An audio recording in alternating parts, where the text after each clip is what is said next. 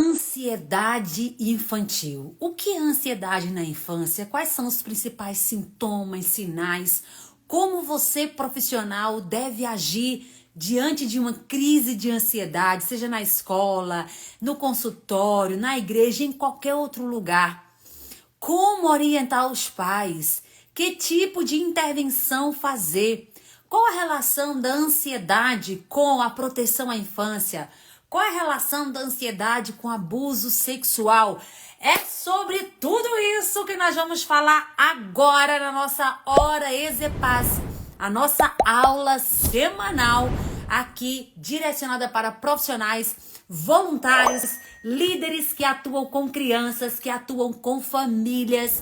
Para você que é estudante e quer saber mais sobre essas temáticas, a Hora Exepaz é essa aula semanal. Para você que não sabe o que é Exepaz, Exepaz é a sigla Educação Sexual, Emocional e Prevenção ao Abuso Sexual. São os 3 pilares que nós trabalhamos aqui nesse Instagram, como também no nosso evento gratuito que vai acontecer, a Imersão MPI, como mais ainda e totalmente aprofundado na certificação Master Exepaz, que é a nossa certificação, que é uma formação para profissionais que atuam com crianças e famílias ou que para quem deseja atuar com crianças e famílias. Sejam muito bem-vindos à nossa Hora Exepaz de hoje com uma convidada mega especial, uma pessoa super gabaritada, de um conhecimento aprofundado, prática, assim, incrível nessa área sobre ansiedade, nos estudos da ansiedade,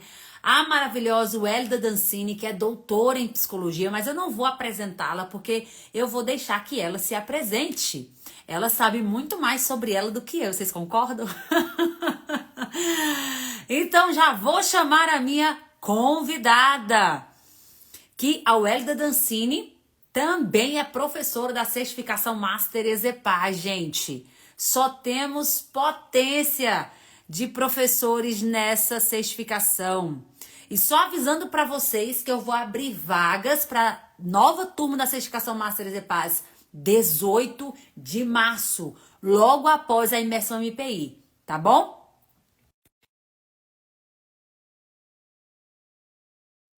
Nosso tema, ansiedade infantil. Oi, Oi! bom dia! Bom dia, Oi. querida! Pronto. Bem-vinda, bem-vinda!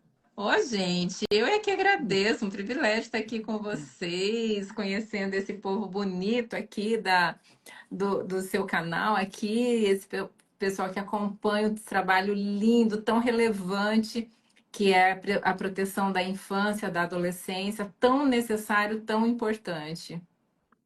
Ai, Wélida, eu agradeço também. Se eu convidei, ela aceitou assim, gente, ó, na lata, de pronto. E eu fico muito feliz por isso, porque a Wélida tem um conhecimento, assim, incrível e pode contribuir demais aqui para o nosso conhecimento. Quero muito aprender com você, Wélida. Realmente você é um profissional que eu tenho profunda admiração. E eu quero que você já se apresente aí pro pessoal, o pessoal te conhecer, tá bom? Bom, eu sou psicóloga clínica, tenho mestrado e doutorado em psicologia. Trabalho muito essa questão da ansiedade, tanto ansiedade de adultos quanto ansiedade infantil e de adolescente também, preparando pais, professores, terapeutas, líderes para ajudar nas intervenções com crianças e adolescentes que estão sofrendo com transtornos emocionais, especificamente a ansiedade, que é o mal do século, né? A gente está numa. Eu falo que a gente viveu 2 pandemias simultaneamente, né? A pandemia do Covid, Uhum. que a gente torce que já tenha passado, mas a pandemia emocional também, que o Covid deixou, e a gente não tem previsão de se libertar dessa pandemia emocional. E nessa pandemia emocional, né, muitas emoções, muitos transtornos, muitos adoecimentos, mas no auge de todos esses adoecimentos está a ansiedade, até mais prevalente do que casos de depressão. Então, realmente é um tema muito preocupante, porque ela é uma das doenças das doenças emocionais mais incapacitantes. E quando é com criança, então a coisa fica mais delicada, mais desafiadora ainda, porque o nível de sofrimento é muito maior. Gente, eu sei que esse tema ele é muito pedido, né? Ele é muito necessário, ele é muito urgente. Eu equiparo assim a urgência de a gente falar sobre ansiedade em qualquer idade, mas aqui o nosso foco é a infância, a ansiedade na infância, assim como é urgente a gente falar sobre prevenção ao abuso, porque realmente é como ela falou, é uma epidemia, é uma pandemia. O Brasil, acho que é o país mais ansioso do mundo. É o primeiro ou o segundo, Hélida? Então, em 2019, Leiliane, a Organização Mundial da Saúde publicou um documento, né, de um estudo que eles tinham feito em todos os países para ver os níveis de ansiedade. Em 2019, o Brasil era o país mais ansioso do mundo. Isso antes da pandemia. Meu Deus. Agora, depois da pandemia, aí que as coisas ficaram muito sem freio mesmo, né? Os níveis se elevaram significativamente e a gente está vivendo esse contexto muito desafiador. Domingo, acho que foi domingo, eu participei de uma reunião com um grupo de psicólogos e tinha uma representação de uma faculdade aqui perto de Maringá. E achei bem interessante que a coordenadora dos grupos de estágios dessa faculdade de psicologia, ela estava relatando uma pesquisa que eles fizeram na comunidade para ver qual era a maior necessidade de ajuda psicológica. E ela falou assim: olha, disparado, disparado, disparado, ansiedade. Nenhum outro tema é tão urgente, tão buscado quanto o tema da ansiedade. E no caso aqui, que o enfoque de vocês é essa questão da prevenção à infância, a gente sabe que crianças que lidam, né, infelizmente, com essa triste realidade de abuso sexual, elas têm um impacto de ansiedade. Então, assim, são áreas que são totalmente interligadas, porque ao sofrer um abuso, a criança inevitavelmente vai ter esse impacto no emocional e a ansiedade é um dos principais uma das principais consequências de um abuso infantil. Então, assim, muito necessário, muito urgente, e eu quero novamente parabenizar por esse olhar para a questão da infância, tanto em relação ao trauma do abuso, quanto também essas consequências aí como a ansiedade. Verdade, querida. Olha só, Hélida, vamos começar. Gente, daqui a pouquinho eu vou desativar os comentários. Eu vou deixar os comentários aqui mais 5 minutinhos, porque eu quero que vocês vejam completamente a beleza da Hélida, tá? Então, assim, não vou deixar aqui vocês verem os contornos faciais dela, a simetria facial, tá bom? Tá certo. É só para o pessoal que foi entrando agora ver o tema da nossa aula de hoje, tá bom? O Hélida já começa a falar assim, conceituando para gente o que é ansiedade. Porque tem gente que tá com. Tá expectante por algo. Ah, eu tô ansioso porque eu tenho a doença ansiedade. E ansiedade Uhum. não é uma patologia em si, né? Isso, Fala um exatamente. pouco sobre isso. Até quando, o que é ansiedade, o que não é ansiedade, é, o cuidado para as pessoas não confundirem um sintoma ansioso, uma emoção mais aflorada com já sou ansioso, porque nós estamos numa época também de autodiagnóstico. As pessoas vão no Google, tenho isso. E principalmente na época do Instagram. Se você tem isso, se você tem isso, se você é isso, é porque você é isso. Então, são os diagnósticos muito reducionistas, Uhum. muito precipitados. De um Reels de 1 minuto. Se você é isso, você é ansioso. Uhum. Então vamos logo começar, sabe, aterrissando assim, vamos na ciência, vamos nos estudos, vamos daquele jeito que só você sabe. Ok, então veja só. Ansiedade. O que que é ansiedade? Ansiedade é uma emoção. Primeiro ponto é esse. Do mesmo jeito que a gente sente alegria, que a gente sente tristeza, que a gente sente medo, raiva, a gente também sente ansiedade. Do mesmo jeito que não é errado sentir alegria, desde que seja no contexto correto, né? Se, por exemplo, você está num velório sentindo uma crise de alegria, não está compatível, né? Então, ligado ao o contexto em que você está vivendo. Do mesmo jeito que é normal, esperado você sentir as diversas emoções, também é normal e esperado que você sinta a emoção, a ansiedade. Então a gente precisa entender que, tecnicamente, existem dois tipos de ansiedade: a ansiedade estado e a ansiedade traço. A ansiedade estado é essa ansiedade, é essa emoção que a gente vai sentir sempre que a gente estiver às vésperas, a iminência de um acontecimento importante ou desafiador. Por exemplo, me lembro da véspera do nascimento do meu primeiro filho, dia 14 de maio de 2007. Impossível não sentir ansiosa nas vésperas do nascimento do filho. Impossível não sentir ansiosa às vésperas do casamento, às vésperas de um concurso que você vai fazer, uma entrevista de emprego, qualquer evento importante para você.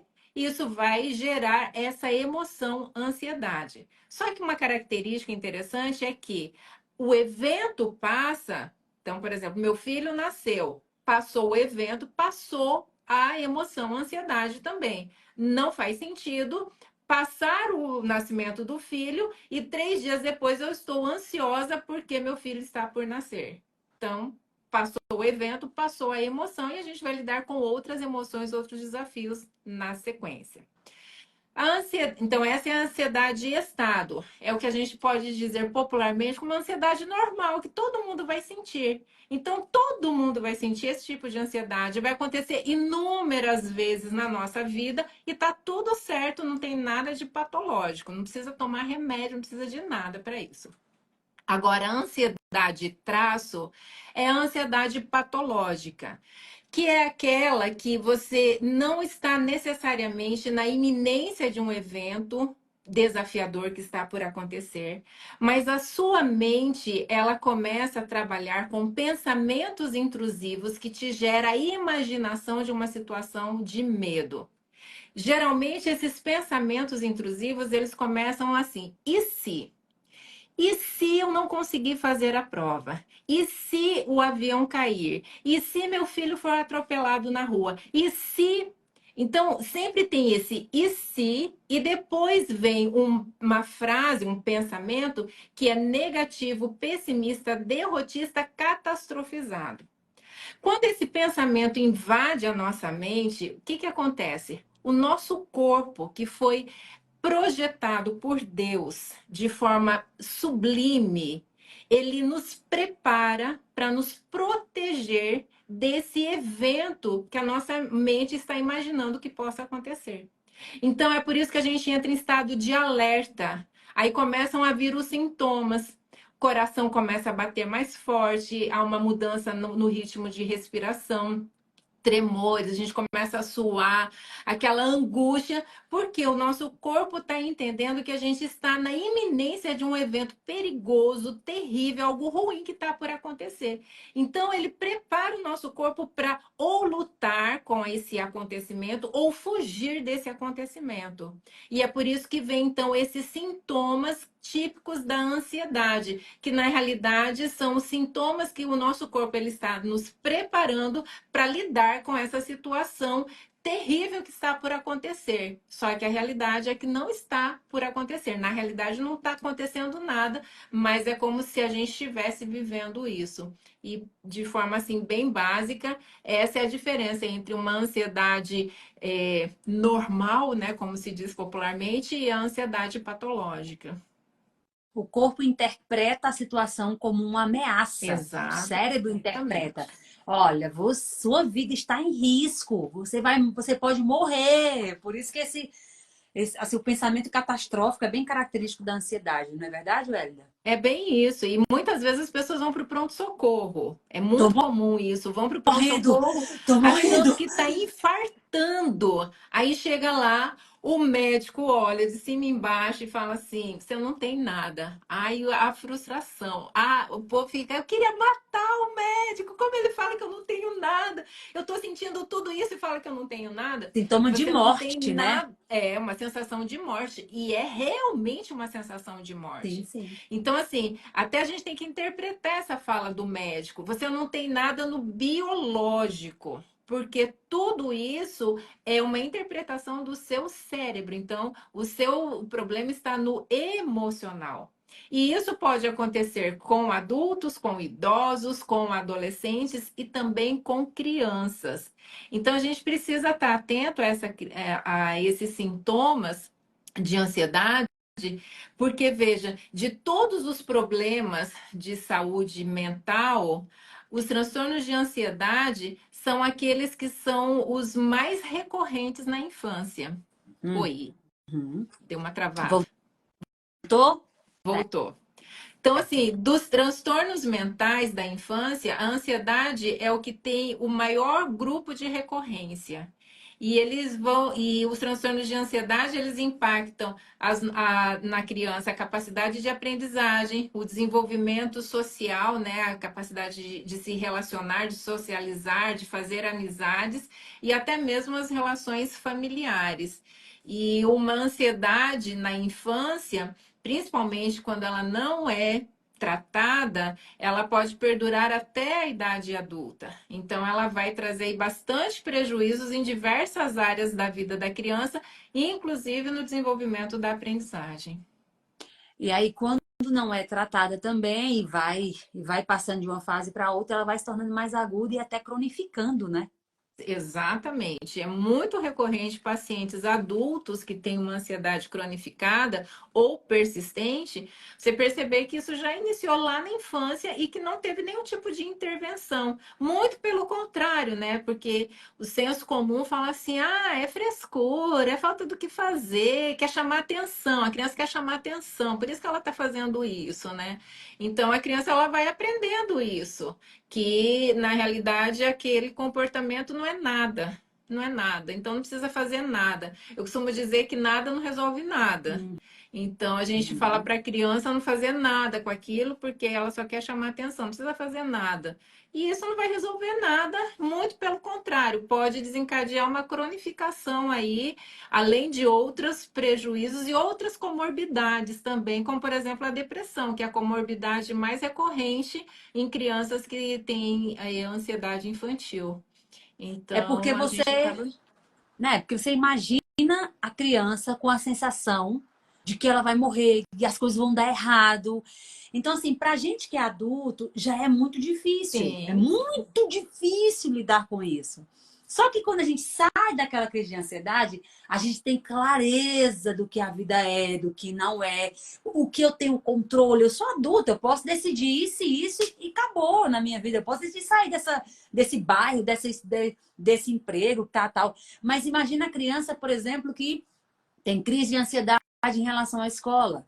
E os pais falam, deixa de besteira, deixa de frescura, deixa de não sei o quê, tá inventando coisa. Até eu gravei um Reels, eu vou soltar hoje, né? É o quanto tudo que os professores falam são lei na mente dos pais. uhum, Olha, a professora falou isso de você. Mãe, mas não foi assim o quê? Até o Reels eu gravei já. Não foi assim o quê? A professora não vai estar inventando coisa, não. Você que é acostumado a mentir. Você que não sei o quê. Pera aí. Nós vivemos numa cultura adultocêntrica que coloca o adulto como dono da razão. A criança que não sabe de nada, o adolescente é cabeça sem juízo e o idoso tá gagá. exatamente. Só o adulto é o rei, o símbolo da sapiência e o dono da razão. Não é bem assim. Tem muita criança ansiosa, muito adolescente ansioso, principalmente tendo crise de ansiedade na escola. Muitos porque são maltratados pelos professores. Entendeu? Então, assim, e eu também reconheço, Hélida, não sei se nos seus estudos você percebe isso na sua prática, que os professores também estão com a saúde mental muito comprometida. Então, aqui eu não tô, Totalmente. então aqui eu não estou falando, os professores estão errados, os alunos estão certos ou vice-versa. Não, estamos no mundo adoecido e a escola está muito adoecida. Desde direção, até os alunos.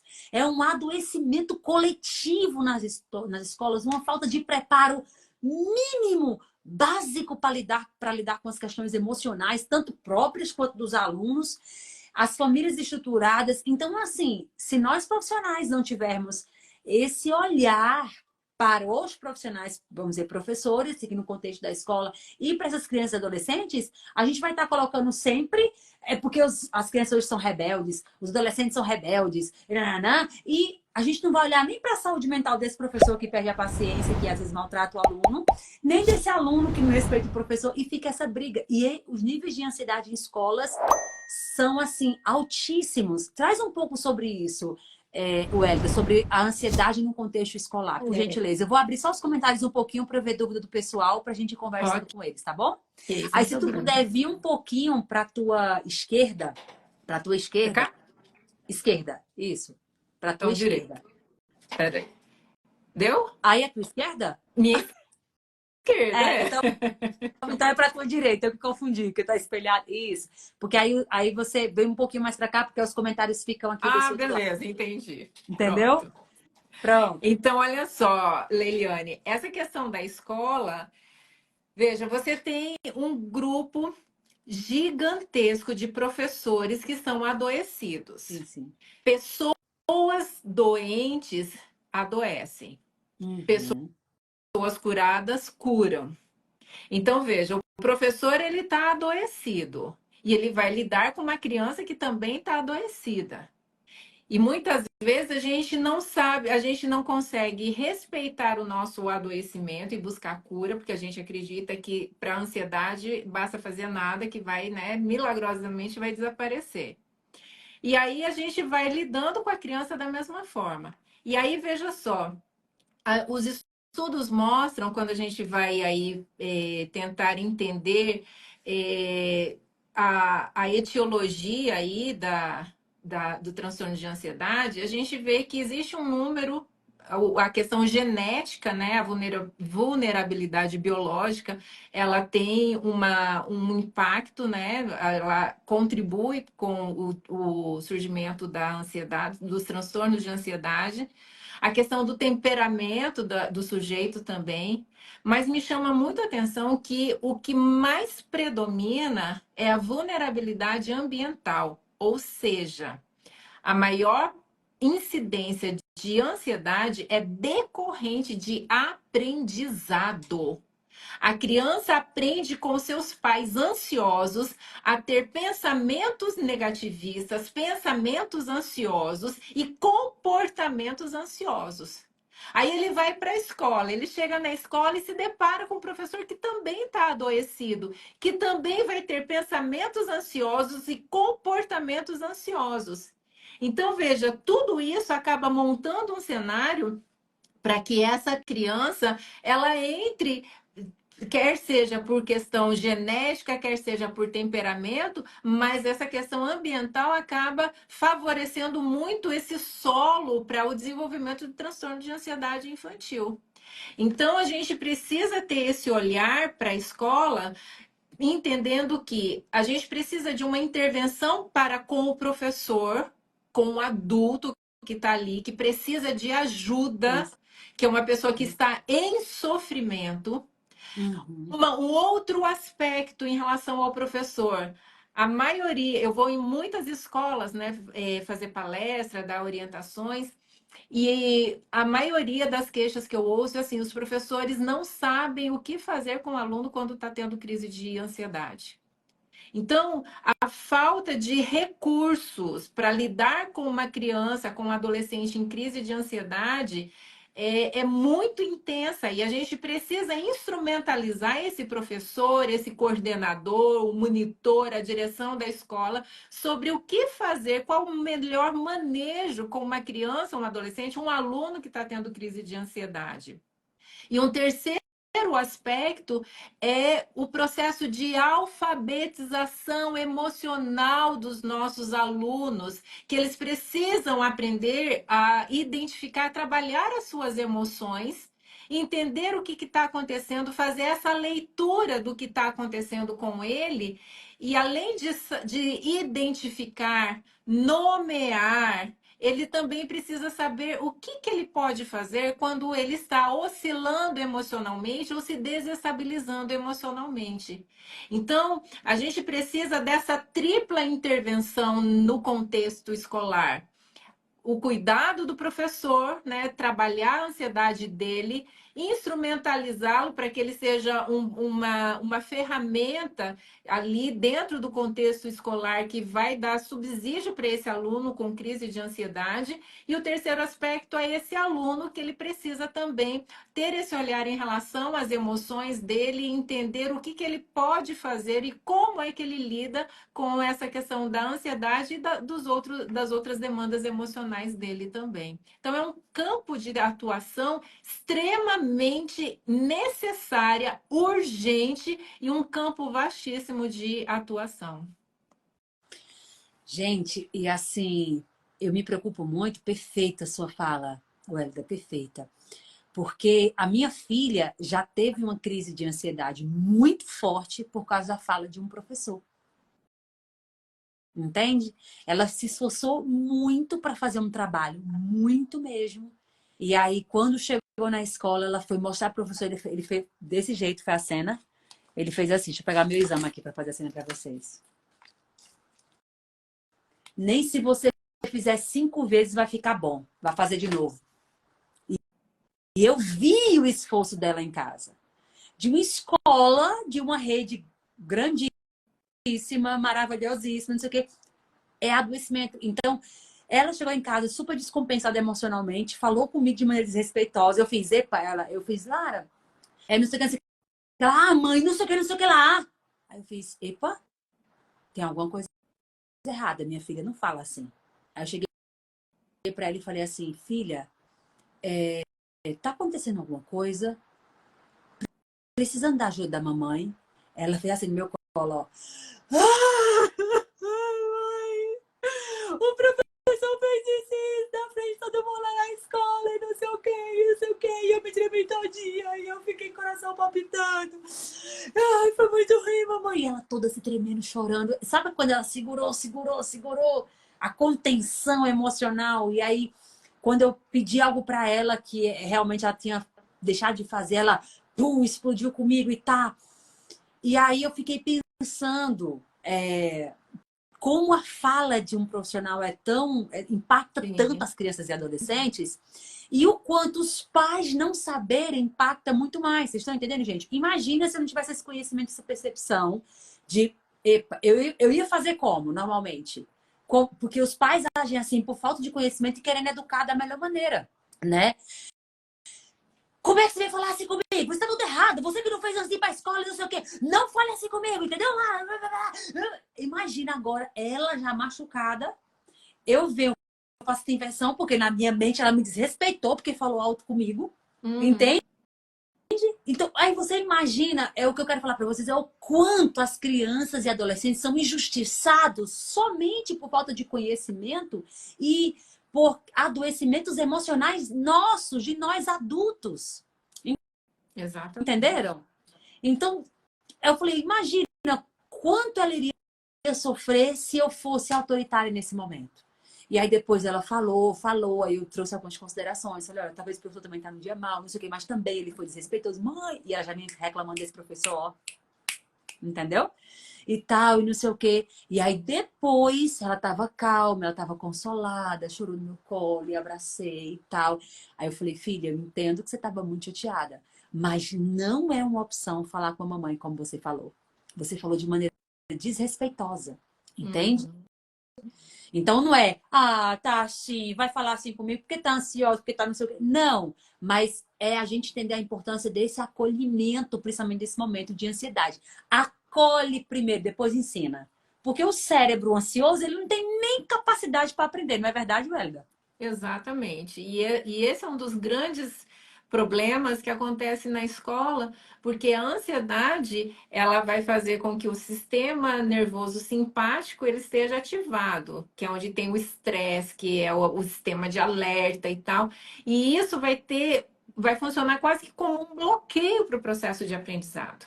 Então, Uhum. quando você está alerta, quando você está estressado, quando você está chateado, a sua cabeça a mil, as pessoas estão falando com você, você nem está ouvindo o que a pessoa está falando. E aí essa criança, esse adolescente está na escola, o professor está falando, falando, falando, mas ele só está ali de corpo presente porque ele está no processo de profundo sofrimento interior. Então a Uhum. gente tem que ter esse olhar para com a criança, para com o adolescente, porque muitas vezes, veja isso que aconteceu aí, que você relatou aí da sua filha. O que que aconteceu? Sua filha estava ferida. E essa resposta dela a você foi ela sangrando sobre você, porque ela já veio da escola ferida. E muitas vezes esse professor, o que ele fez na realidade foi sangrar sobre a sua filha, porque ele também está adoecido.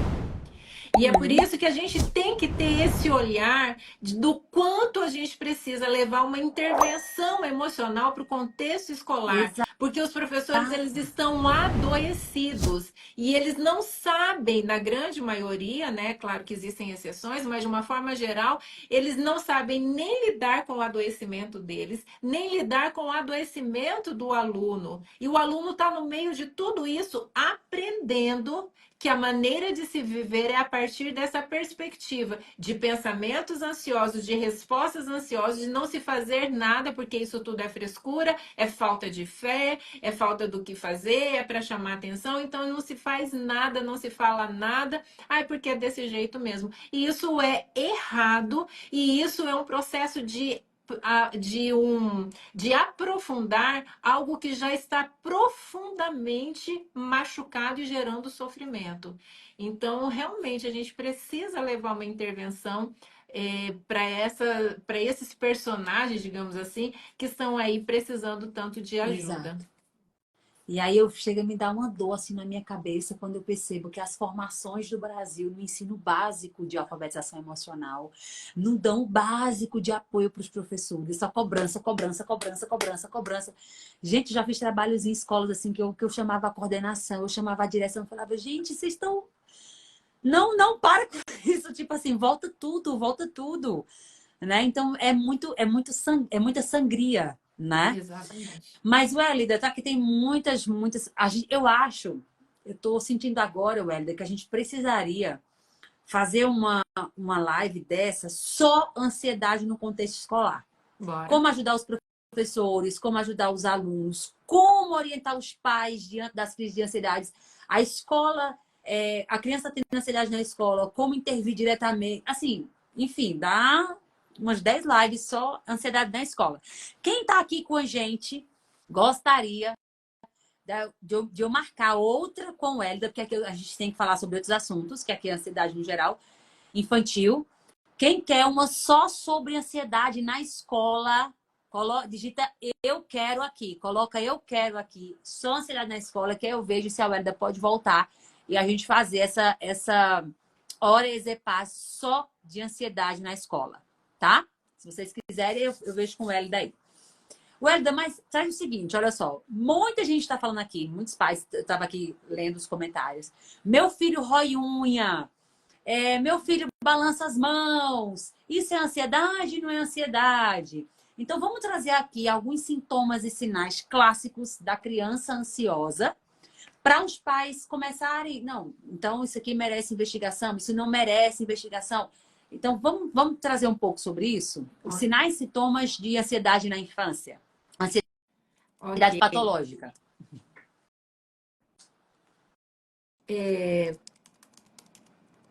Veja só, Leiliane, a ansiedade infantil, ela tem muitas características que são similares à do adulto, mas tem algumas peculiaridades, inclusive a depender da fase do desenvolvimento da criança.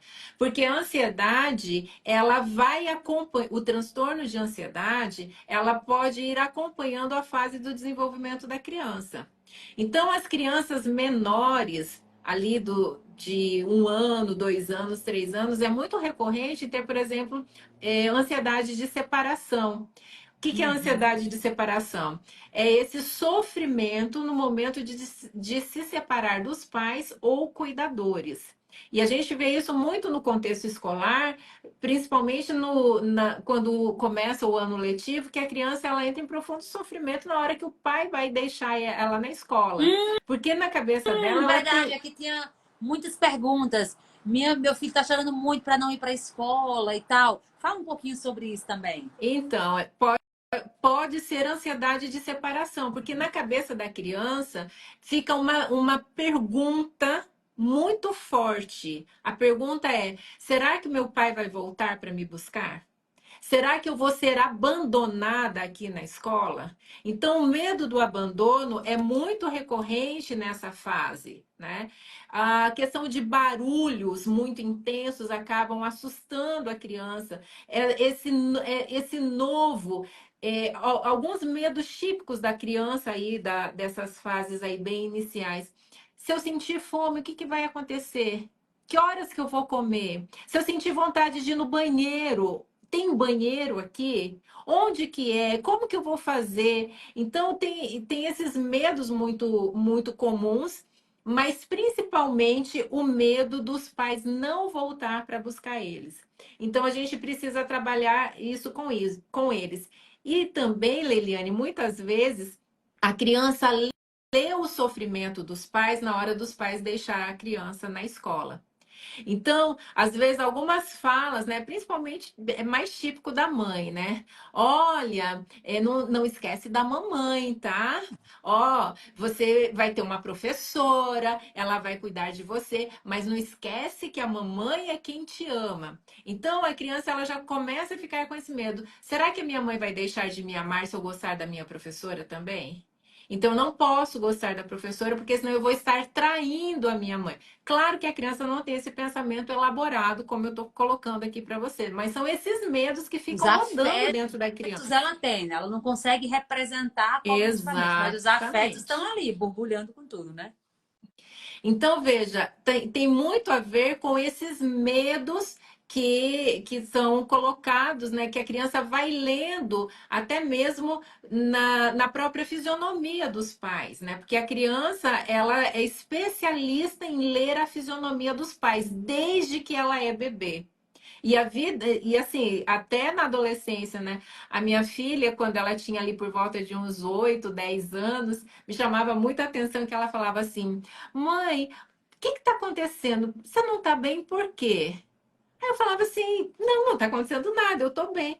Por que que você acha que eu não estou bem? Não, porque você está com o rosto assim, ó.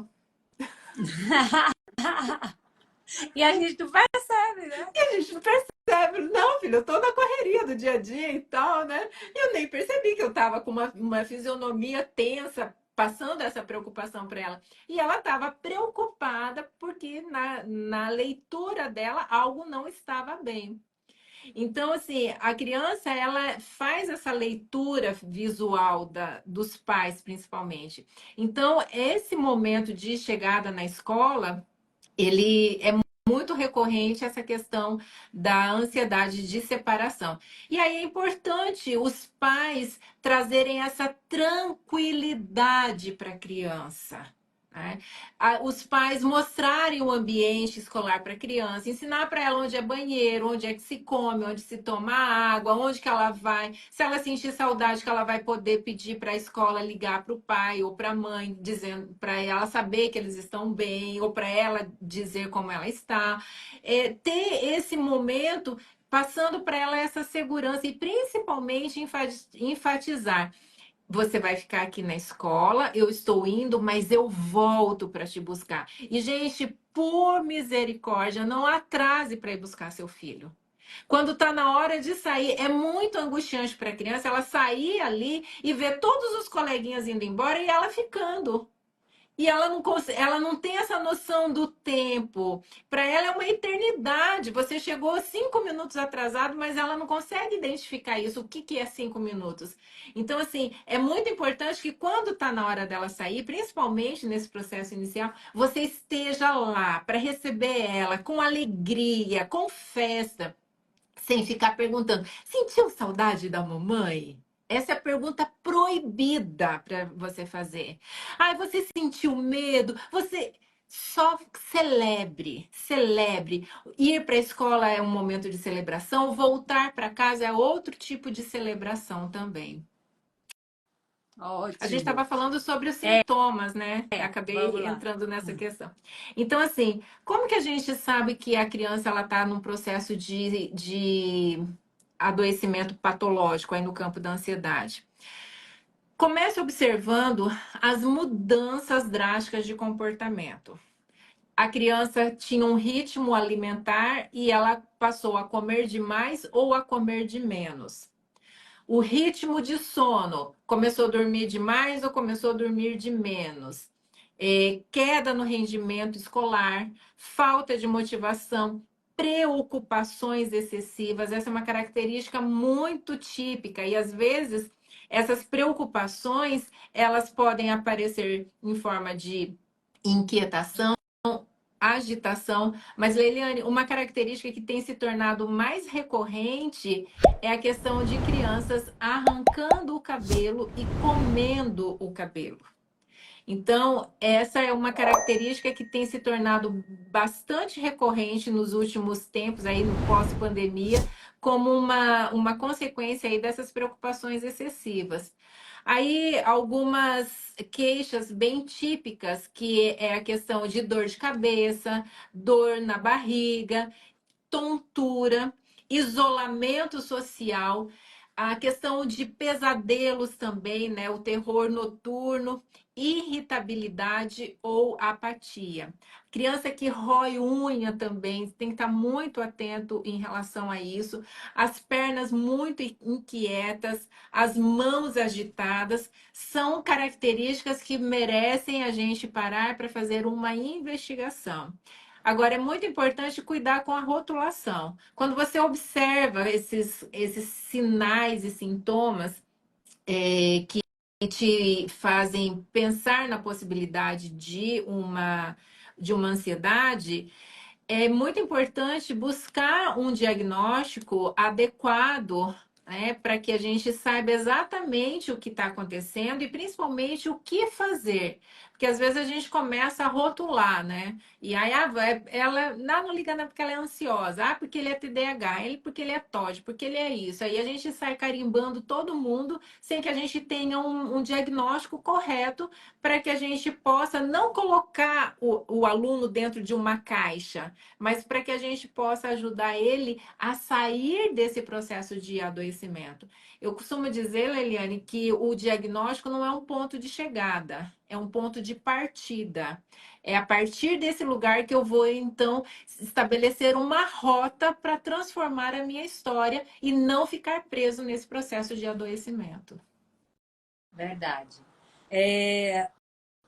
Só alargando mais a discussão, quando você falou de rótulo, eu atendi várias crianças com ansiedade lá em cima e adolescentes também, né? Quando eu atuava em consultório, muita saudade desse tempo. E aí, muitos pais repetiam inúmeras vezes durante o dia que aquela criança era ansiosa.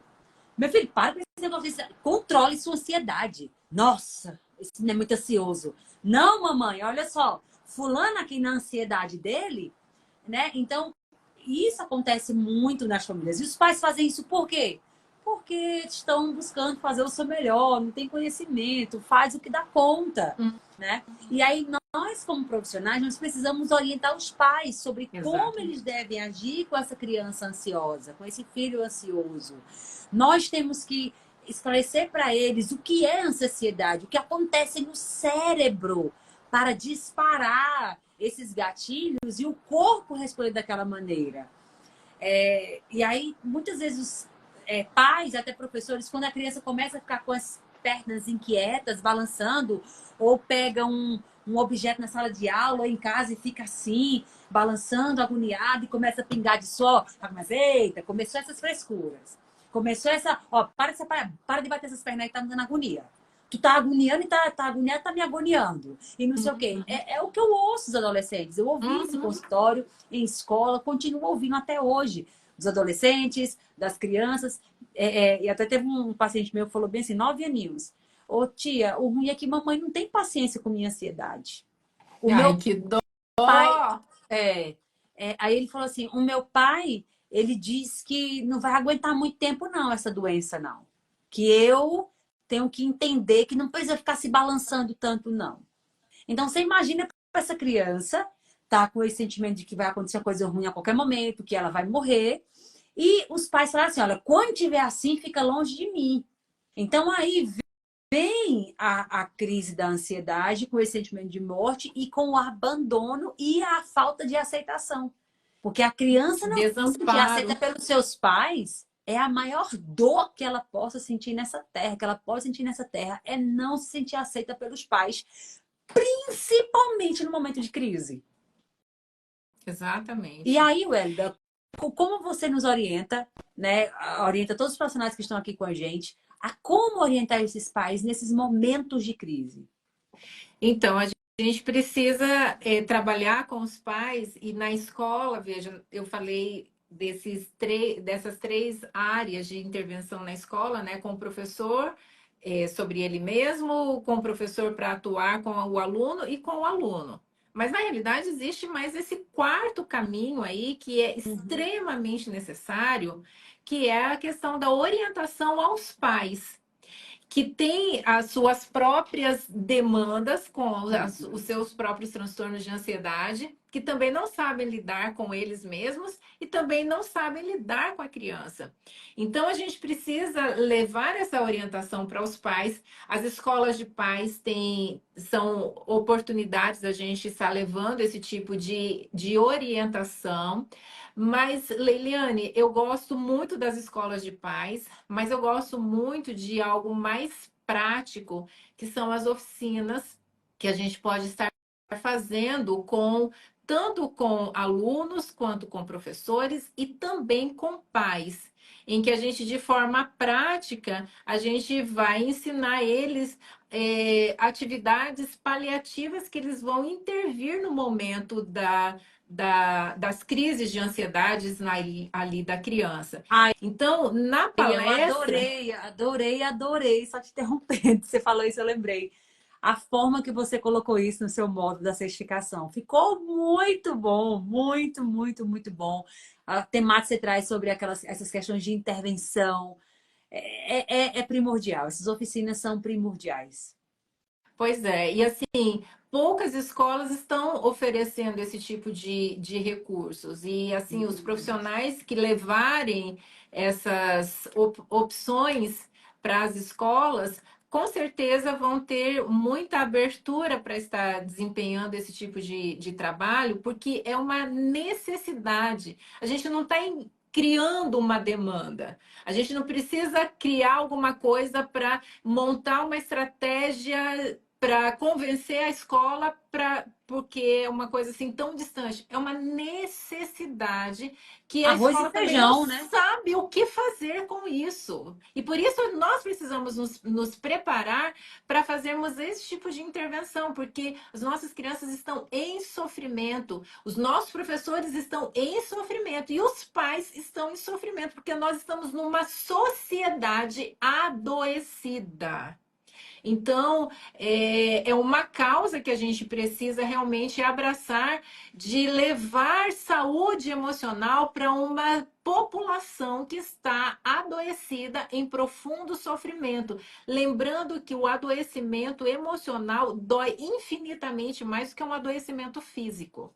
Uhum. Então, a gente precisa levar isso. Então, assim, as palestras de explicação para os pais é muito válida.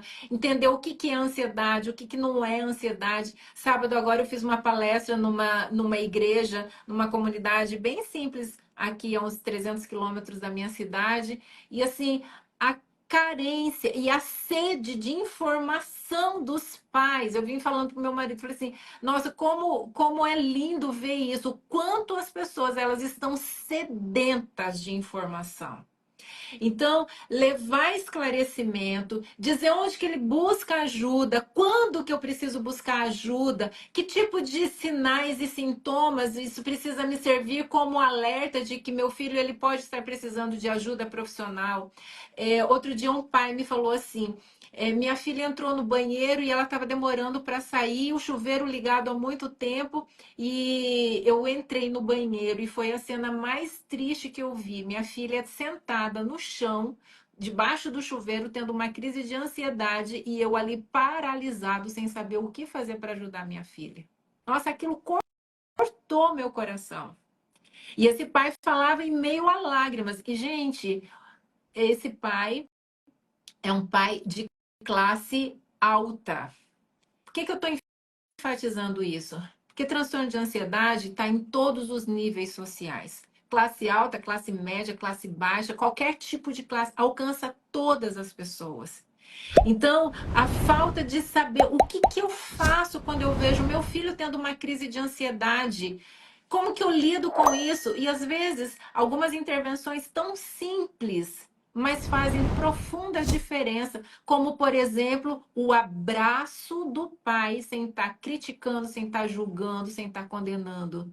Você abraçar seu filho naquele momento, ele saber que ele pode contar com você, isso já é extremamente importante e eficaz. E existem uma série de técnicas simples que a família pode fazer, que o professor pode fazer para tirar essa criança desse sofrimento no momento de crise. Perfeito, Hélida. Porque sabe o que eu fico imaginando aqui? Eu que lido muito com essa questão de famílias também, você também, né, Hélida? Imagina se esse pai chega no beiro e fala: Que palhaçada é essa? Você não é você que paga água aqui nessa casa? Bora, bora, termina esse banho aí, mas tô dizendo no chão. Vai. Que muitos agem assim por falta de Muitos, conhecimento. muitos. Então, gente, o que eu quero que vocês entendam, mais uma vez, que nós adultos precisamos entender que, apesar de todo adoecimento que nós estamos, mas nós somos responsáveis por nós e pelas crianças e adolescentes. Uhum. Mas sabe o que acontece costumeiramente, Wélida? É que os professores estão adoecidos, os pais estão adoecidos e todo mundo está sangrando em cima das crianças e adolescentes. Por quê? Um pai pode estar ansiedade, com estresse, crise emocional, ele pode gritar com o filho. Agora o filho não vai poder gritar com ele. De Se gritar com ele, jeito vai nenhum. apanhar e vai ser disciplinado e vai ser não sei o quê. Então a criança não tem nem o direito de sangrar. Porque se ela for sangrar, a ferida dela vai ser mais aberta ainda. Porque vai ser interpretado somente como rebeldia e desrespeito. Eu só vou Exatamente. ativar aqui os comentários para ver se vocês. Como isso chega aí para vocês? Como isso chega? É isso que a gente tem que ter em mente, sabe? Todos precisam de ajuda, todos precisam de alfabetização emocional, todos, mas ninguém é mais injustiçado que as crianças e adolescentes. Ninguém. Inclusive, Leiliane, se para nós adultos já é tão difícil entender a ansiedade, fazer essa leitura, identificar quais são os gatilhos que estão disparando a crise de ansiedade, o que fazer para sair de uma crise de ansiedade, se nós que já temos o nosso aparelho psíquico mais amadurecido, imagina a criança que não entende o que está acontecendo com ela, que é criticada, que é punida pelo que está acontecendo com ela. Então, é um adoecimento que vem de dentro para fora e outro adoecimento que vem de fora para dentro. Então, o nível de sofrimento de uma criança com ansiedade é infinitamente maior do que o adoecimento, né, os transtornos os ataques de pânico de adultos, por exemplo. Porque ela não tem esse amadurecimento, ela não tem esse entendimento, então é muito sofrimento, é muita angústia para a criança. Porque assim, nós adultos, nós temos uma esperança bem calculada, um controle sobre muitas questões. A criança ela não sabe quando é que aquilo vai passar, quando é que o Uhum. problema vai resolver, quando ela vai ser compreendida pelos pais, quando ela vai ser compreendida pelos professores, quando ela fica inóspita, ela fica num vácuo de sofrimento. Estão Exatamente. entendendo? Então, assim, e a criança e o adolescente, eles não são responsáveis pela nossa saúde mental, mas nós somos responsáveis pela saúde mental deles. Sensacional. É Então, isso mesmo. assim, a gente tem que entender isso e assim, como eu sempre falo para os meus alunos, desde os meus cursos Só para Paz, a gente se colocar nesse lugar de responsabilidade pela saúde mental das crianças e adolescentes é curativo para a gente. Porque se eu sou responsável pela saúde mental do meu filho, no sentido, não eu, somente o pai, somente a mãe e o pai, não. É eu adulto, mãe, pai, eu adulto professor, eu adulto psicólogo, eu adulto assistente social, eu adulto voluntário que atua na igreja, eu adulto, eu sou responsável. E aí, se eu sou responsável, como é que eu estou exercendo essa minha responsabilidade? Eu vou ser encaminhado a cuidar de mim. Uhum. Quantas pessoas passaram a cuidar de si porque entenderam que são responsáveis pela construção da saúde mental do seu filho, da sua filha, do seu paciente? Então, gente, essa autorresponsabilidade, essa responsabilização pelas crianças e adolescentes são a autorresponsabilidade e a responsabilização são portais de cura para nós. Porque se eu sou responsável dar arroz e feijão para o meu filho, nem que seja preguiçoso, eu vou ter que trabalhar. Então, eu vou curar a preguiça, de alguma forma. Eu, então, vou ser muito criativo. Portanto, o meu chamado para todos, sempre, Wélida, em lives, em posts, em cursos, no que for, vamos buscar a nossa autocura. Vamos buscar a nossa transformação mental e emocional. E automaticamente a gente vai estar fazendo isso pelas crianças, porque as crianças e adolescentes precisam de adultos mais saudáveis. E eles não podem fazer nada por nós. Não, porque não é responsabilidade deles. É a gente que tem que ir atrás.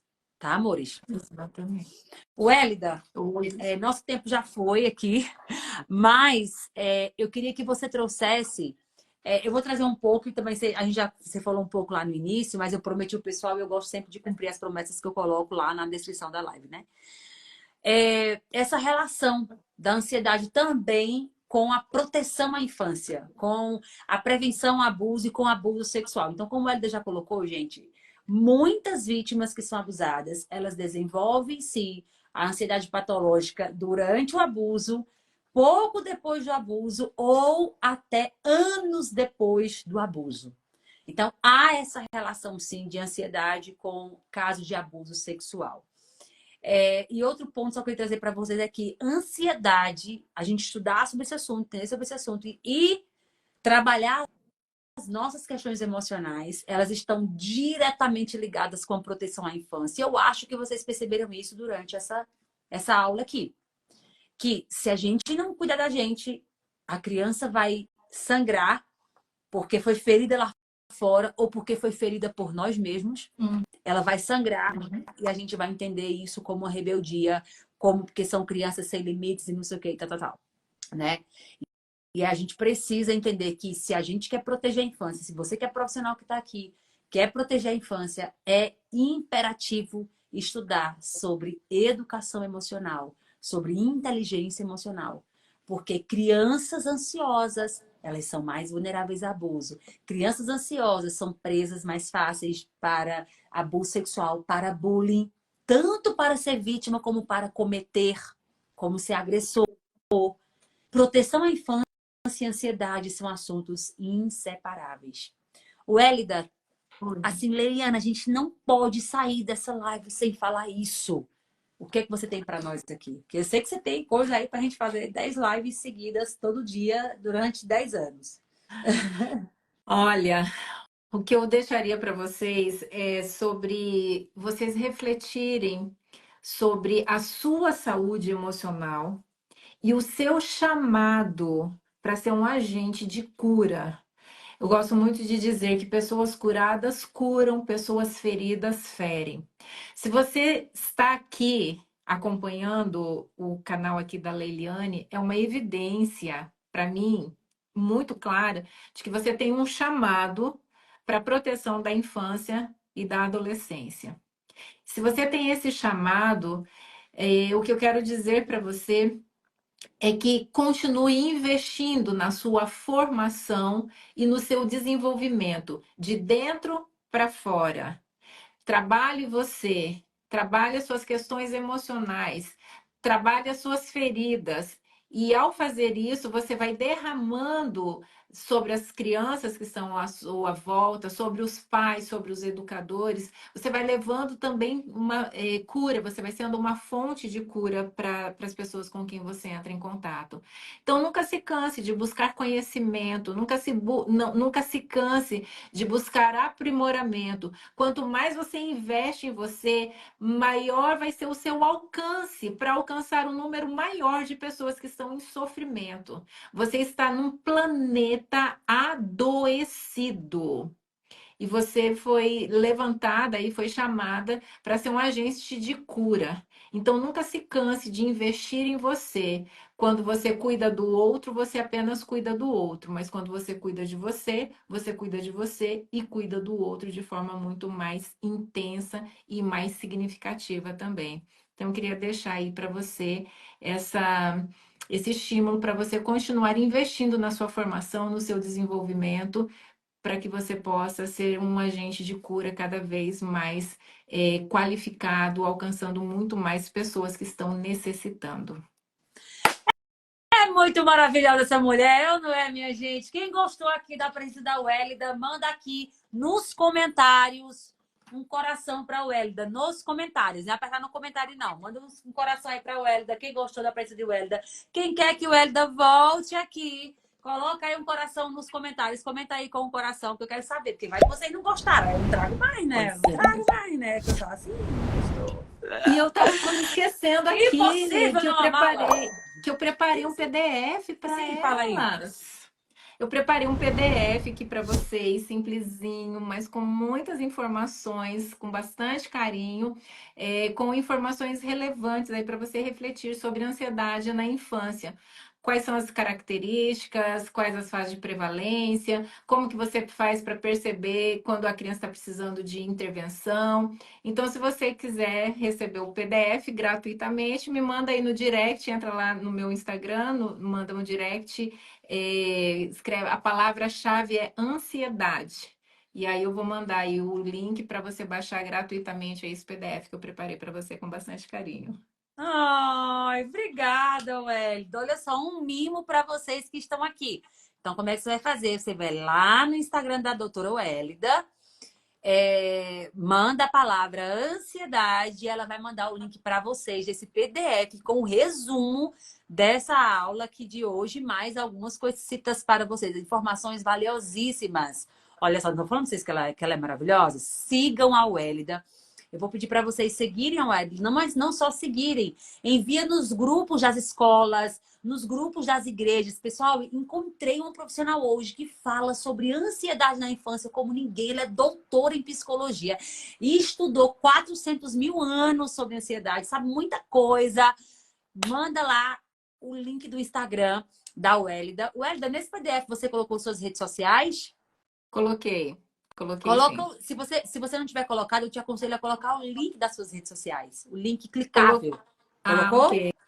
Não, eu coloquei o QR Code, mas eu acho Ah, que eu vou pode ser pedir também. para o meu Você pode. designer colocar lá o O link clicável, acho que é mais clicável é fácil. mais, ó, clique nesse link aqui para você ter muito mais informações. Coloca lá, porque aí o pessoal vai enviar envia esse PDF, gente. O que é bom, a gente não fica só pra gente, tá? Então, a Hélida tá aqui, ela quer espalhar essa mensagem. A gente conta com vocês. Nós estamos aqui com quase 250 pessoas. Então, imagina se cada um enviar para um grupo, a gente vai alcançar mais de 5 mil pessoas com esse PDF dela hoje ainda. Né? Então, Exato. envia essa live, envia o PDF para que pais, profissionais, voluntários, a sociedade precisa desse conhecimento que a Wélida entregou para a gente aqui hoje. Já vou trazer de volta, amiga. Vamos marcar outra, se você puder. Bora, Super quero que bora. você volte para a gente falar só sobre ansiedade na escola. Como ajudar Vamos. professores com a própria ansiedade, como ajudar os professores a intervirem e acolherem os alunos e como ajudar a escola a orientar os pais. Vai ser incrível, tá? Então, vocês mandam para a Wélida lá o nome e ansiedade no direct dela que ela vai mandar para vocês. Gente, maravilhosa, né? Então, só quero dizer para você, mais uma vez que está aqui, que a Wélida tem um módulo, 4 horas, Wélida? Seu módulo ficou umas 4 horas, não foi? Eu acho que foi. Foi bem Foi mais de extenso. 4 horas, um módulo só sobre ansiedade. Um módulo não, é um curso de ansiedade infantil. na certificação Master EZ-PAS. Próximo mês estou abrindo as vagas para a certificação Master EZ-PAS. Nós temos, você vai ter 10 módulos comigo, 10 módulos só comigo e mais 10 profissionais no patamar assim, ó, no nível da Wélida. Todas muito especialistas, são 10 módulos extras que você tem. É uma certificação completa. Se você deseja fazer parte, fica atento, participa da imersão MPI, tá, gente? Estou com inscrições abertas para a imersão MPI, meu projeto de proteção à infância. Se você deseja elaborar e implementar projetos de educação sexual, educação emocional, prevenção ao abuso. Como é que eu faço para montar esses projetos? Quais dinâmicas eu coloco? Eu vou entregar tudo isso para vocês na imersão MPI. Como também como atuar em casos de abuso sexual, como atender a criança, como orientar os pais, quais encaminhamentos fazer. Tudo isso vai ter na imersão MPI. Para você se inscrever, é só você digitar aqui projeto ou então você vai direto no link da bio no meu Instagram ou nos stories, tá? Tá assistindo a live aqui agora, pode digitar projeto. Tá assistindo a live gravada, digita projeto.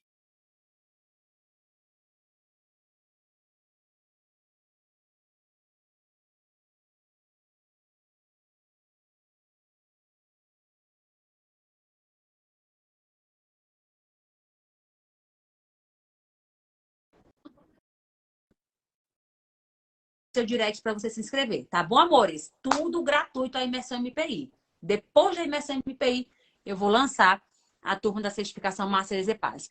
Qual é o Instagram da doutora Wélida? É arroba, né? Isso. Doutora Wélida. DRA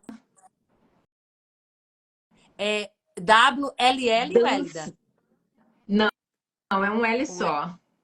Wélida Dancini. Dance com um N só, né?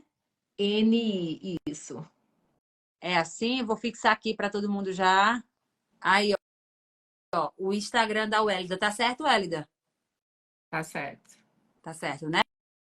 Tá. Pronto. É esse aí, ó, o Instagram dela. Tá certo, gente? Amores, valeu demais. Olha só, nós teremos outras horas de Zepaz, 2 por semana. 2 horas de Zepaz por semana, porque uma só dá muito pouco. E teremos uma semana de aquecimento completo para nossa imersão MPI. E aí, Wélida, eu tô pensando de você voltar ainda. A gente conversa depois para você voltar ainda esse mês, ou início de março, com essa parte 2, Beleza. tá? A gente combina direitinho? Combinamos. Gente, valeu demais.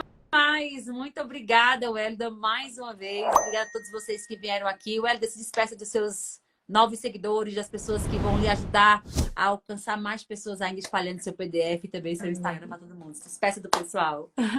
Deixo um beijo aí no coração de todos vocês. Um privilégio poder estar aqui, um privilégio contribuir aí com a sua formação e sejam muito bem-vindos aí ao meu canal também. Vamos juntos aí o que eu puder contribuir para a sua formação, para salvarmos mais crianças, mais famílias. Podem contar comigo, sempre um privilégio estar aí com vocês. Ah, obrigada, amor. E Deus abençoe todos vocês. Tenham todos um bom dia. Valeu muito. Tchau, tchau. Tchau, tchau.